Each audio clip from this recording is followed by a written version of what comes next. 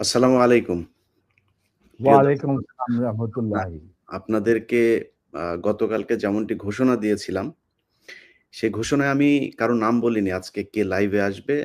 তারপরেও আপনারা আ Facebook, YouTube যত জায়গায় আমি পোস্ট করেছি, সব জায়গায় মনে করেছেন যে এ মেজর আ ডালিম নামে আমরা যাকে চিনি, লেফটেন্যান্ট কর্নেল আ ডালিম, বীর উত্তম।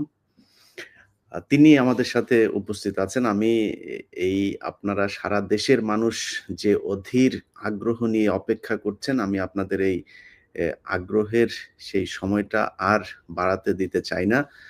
আ আমাদের আ এই জাতির সূর্য সন্তান, যিনি আপনারা ২০২৪ সালের স্বাধীনতা দেখেছেন, ১৯৭৫ সালের যে স্বাধীনতা, সেই স্বাধীনতা এনে দিয়েছিলেন।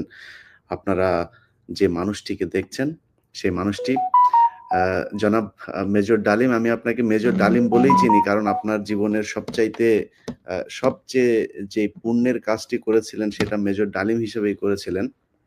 যে কারণে আপনাকে আমরা মেজর ডালিম হিসেবেই ডাকতে স্বাচ্ছন্দ্য বোধ করি। অ্যা আপনি জাতিকে অ্যাড্রেস করতে পারেন। ধন্যবাদ ইলিয়াস। আজ অনেক বছর পর দেশবাসীকে আমার তরফ থেকে, বিশেষ করে নতুন প্রজন্মের ছাত্র জনতা যারা ফ্যাসিবাদ বিরোধী আন্দোলনে আংশিক বিজয় অর্জন করেছেন, তাদেরকে আমি অভিনন্দন জানাই, সাথে লাল সালাম জানাচ্ছি। তবে বিপ্লব একটা সমাজে, যে কোনো রাষ্ট্রে একটি চলমান প্রক্রিয়া।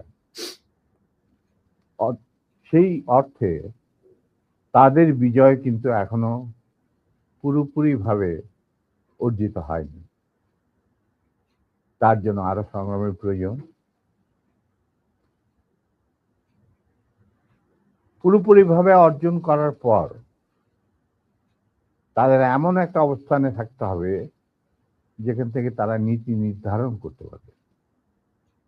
তাদের যে ইচ্ছা, চাহিদা, প্রত্যাশা, যার সাথে জনগণের প্রত্যাশা চাহিদা মিল রয়েছে, সেটা বাস্তবায়ন করার দায়িত্বটাও কিন্তু